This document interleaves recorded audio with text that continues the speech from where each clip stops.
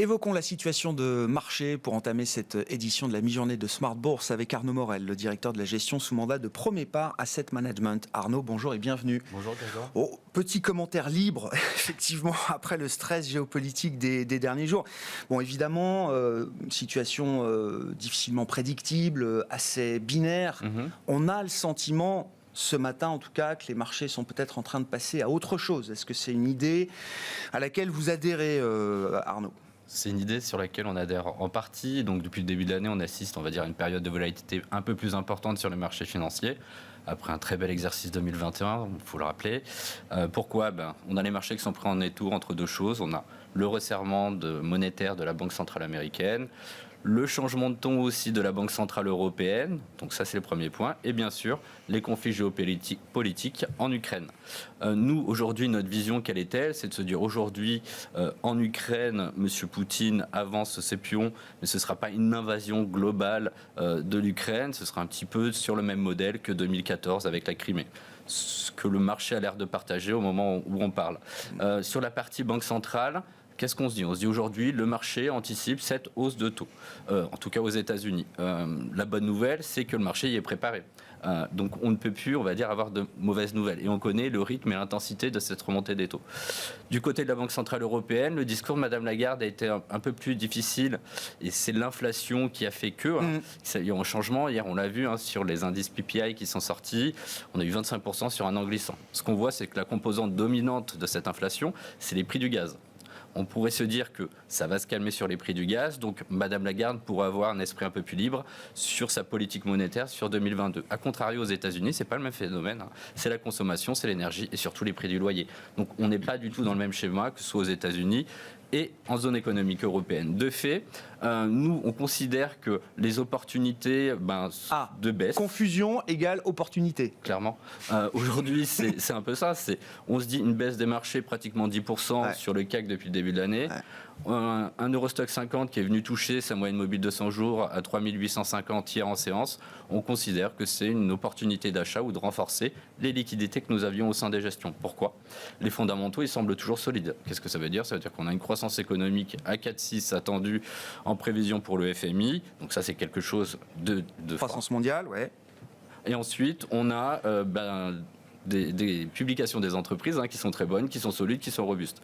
Donc, vous l'avez dit avec Stellantis ce matin encore, et quand on voit le constat de ces publications, on a des révisions de croissance des BPA qui sont aujourd'hui actualisées par les analystes. On va en parler des publications, Arnaud, mais quand vous dites le CAC a perdu 10%, c'est l'heure de revenir, est-ce qu'on a envie d'acheter tout le marché, l'indice ? Parce que derrière cette moyenne de 10% de baisse, il y a des écarts qui sont déjà à plus 30, moins 30 sur des grandes capitalisations boursières. Donc, est-ce qu'on a envie de racheter tout le marché ? Est-ce qu'on a envie de racheter certaines parties, certains secteurs en priorité ? Alors, on reste positionné toujours, ce qu'on avait dit à une précédente émission, c'est se positionner sur les valeurs cycliques. Ça semble intéressant en raison de ce que je vous ai dit, une croissance mondiale qui est dynamique. La toile de fond n'a pas changé. Et la valorisation, toujours aussi. Quand on regarde la partie valeur de qualité aujourd'hui en zone économique européenne, en termes de PE, c'est 22 fois les bénéfices. Sur la partie, on va dire value, même si on n'aime pas dire ça, cyclique, c'est à 11 fois les bénéfices et avec un dividende quasi égal à 4%, alors que sur l'autre, on est sur un 8%. Pourquoi ? Parce qu'aujourd'hui, on est toujours dans le phénomène de remontée de taux. Donc, augmentation du coût de capital aussi.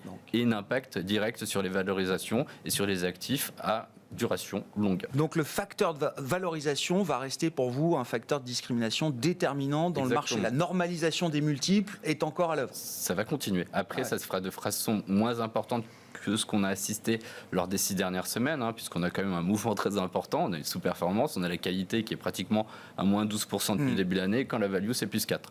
Pourquoi ? C'est aujourd'hui, on scénarise dans nos gestions une diversification plus importante sur la partie cyclique, sur des valeurs à faible valorisation, à dividende, et surtout avec des révisions de BPA qui sont le plus importantes sur cette thématique-là. Stellantis étant l'exemple parfait du jour. Alors, dans un secteur automobile que vous appréciez, on pourra y revenir, mais vous avez plusieurs positions, effectivement, d'investissement dans ce secteur automobile. Stellantis en fait partie. Exactement. Qu'est-ce qui vous frappe dans la publication des résultats de Stellantis, salué de très belle manière par les investisseurs ? comme vous l'avez présenté en amont, aujourd'hui, c'est une publication qui est hors norme et très robuste. C'est-à-dire qu'aujourd'hui, on arrive sur des dynamiques de marge opérationnelle à 11,8. Qu'est-ce que ça veut dire ? Ça veut dire qu'on arrive en comparable sur les premiums allemandes en termes de rentabilité, ce qui est assez exceptionnel. On a eu un résultat net qui a fait x2. On a un dividende qui est en augmentation. On a des effets de synergie qui sont encore tangibles dans les mois à venir. Donc aujourd'hui, Stellantis, ça se paye à 4 fois en termes de PER. Et on a un dividende en plus, rien gâché, à 6,8%. Donc tous ces éléments plaident aujourd'hui pour une poursuite, en tout cas d'investir sur la société Stellantis. La marge à 11,8%, marge opérationnelle courante, ajustée, est-ce que c'est une vraie marge normative ou est-ce que c'est aussi l'effet de la pénurie de semi-conducteurs ? On sait que beaucoup de constructeurs ont adopté cette stratégie en rebalançant les composants disponibles vers les produits les plus rentables, les plus premium, etc. Ce qui fait que la marge tout de suite, taux de marge devient plus important. C'est un peu des deux, mais si on regarde le sujet un peu plus profond, on voit aujourd'hui qu'est-ce que font les constructeurs automobiles. Déjà, on a un changement entre les équipementiers et les constructeurs automobiles. Les constructeurs automobiles aujourd'hui, ils sont passés dans une autre stratégie. Avant, c'était le volume, la course au volume. On l'a bien vu et M. Ghosn nous l'a montré à travers les années. Aujourd'hui, on a la recherche. C'était 10 millions de véhicules produits ou rien. Exactement. Donc l'Alliance qui était passée numéro 1 en termes de construction automobile il y a 4 ans et demi. Aujourd'hui, qu'est-ce qu'ils veulent ? Ils sont capables d'augmenter leur prix. Et les consommateurs aujourd'hui achètent sur des prix beaucoup plus élevés, ce qui augmente aussi les marges. Vous allez me dire, mais l'an dernier, une pénurie, on voit le marché qui était en croissance nulle sur l'année 2021 de l'automobile, comme vous l'avez dit, avec moins 1,6 million de véhicules chez Stellantis, ils arrivent à vendre plus cher. Et surtout, ils ont un pricing power important. Et ce que je vous disais, le changement aujourd'hui de paradigme dans l'industrie automobile, c'est les équipementiers. Les équipementiers qui avaient pris on va dire le lead sur les constructeurs après la crise de 2008, chose qui est en train de s'inverser aujourd'hui, où vraiment on sent que le constructeur avec l'électrification, les modèles hybrides, prend le lead aujourd'hui sur la partie automobile et constructeurs. Face à Stellantis, il y a également le cas Renault qui vous intéresse. Vous êtes aussi investisseur dans Renault, Arnaud. Les deux histoires sont assez différentes. Alors on pourrait imaginer à dire que Stellantis, on l'achète vraiment pour la partie croissance et rentabilité. Ensuite, il y a toujours le retour à la moyenne, la recovery, et Renault en fait partie. Luca Di Mao, qui a quand même un track record important. Il a remonté Seat sur le marché espagnol, il est arrivé il y a 1 an et demi, il a mis en place le plan Renault-Lution avec une concentration des coûts qui est importante, le lancement des nouvelles gammes. On voit aussi en termes de communication, à travers le lancement de l'Alpine qui a été fait il y a 2 jours, c'est quand même assez changeant par rapport à ce qu'on a connu par le passé. Il a 2 ans d'avance sur son plan de réduction de coûts. Ils reviennent en free cash flow positif. Renault, ça se paye à 3,9 fois les bénéfices. Un retour de dividende aussi fortement probable. Et surtout, vous avez aussi un désendettement de la société qui est visible dans les prochains mois. Bon, et puis, j'allais dire, à l'autre bout de la chaîne des constructeurs automobiles, il y a la partie premium. Alors, nouvelle importante, qui est un peu un serpent de mer, mais qui, cette fois, semble prendre un peu plus corps que les fois précédentes, la mise en bourse de Porsche, qui est quelque chose d'envisageable, sur lequel Volkswagen, les équipes Volkswagen et les familles actionnaires travaillent aujourd'hui, même si aucune décision finale n'a encore été prise. Et puis, on a déjà, alors dans l'ultra-premium, c'est même de l'ultra-luxe, le dossier Ferrari qui vous intéresse aussi. Alors, le dossier Ferrari, on a investi depuis 3 ans sur ce dossier.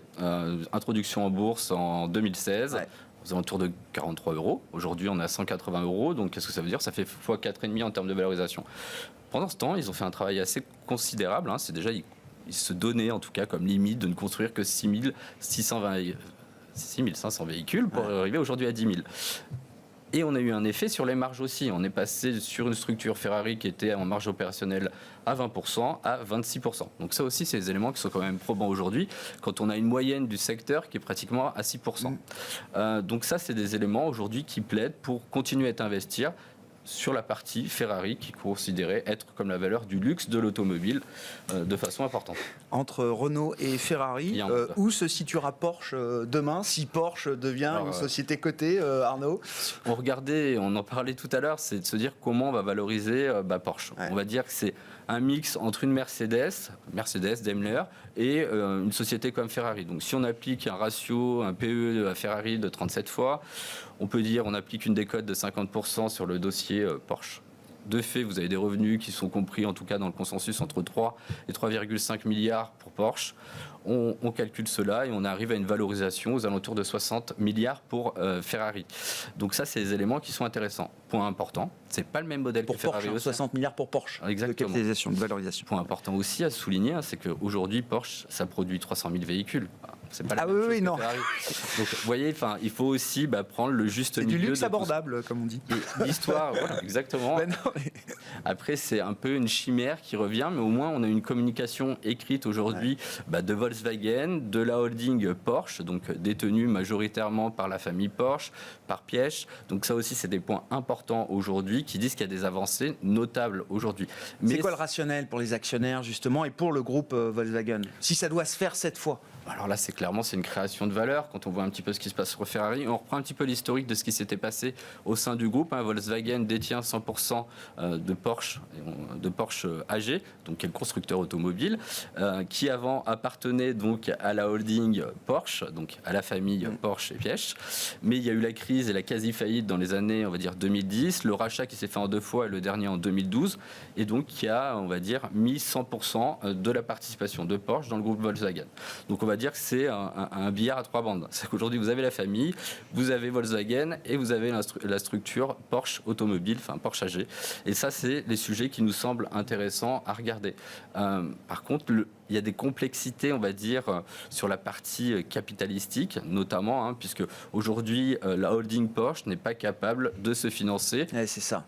Donc, qu'est-ce qu'ils vont faire? Ils vont devoir lâcher un petit peu de leur participation dans Volkswagen à travers ce qu'ils détiennent, donc des actions ordinaires, ce qui va mettre de la pression aujourd'hui pour les détenteurs d'actions ordinaires. Et ça, c'est quelque chose à surveiller. Et c'est surtout, ça va être très suivi par l'autorité, on va dire, des marchés financiers allemands, clairement. Enfin, c'est un sujet. Donc, et on ne peut pas avoir 100% de flottant sur l'introduction de Porsche pour les raisons que je vous ai dites. Opération complexe, attendue, mais qui sera forcément une opération d'ampleur. On parle d'une levée de fonds peut-être de 20 milliards pour l'IPO de Porsche, et ce qui en fera une des plus grosses opérations d'introduction en bourse en Europe de ces dernières années. Merci beaucoup Arnaud. Merci de nous avoir éclairé particulièrement là sur le secteur automobile aujourd'hui. Arnaud Morel qui était avec nous en plateau, directeur de la gestion sous mandat de Promépar Asset Management.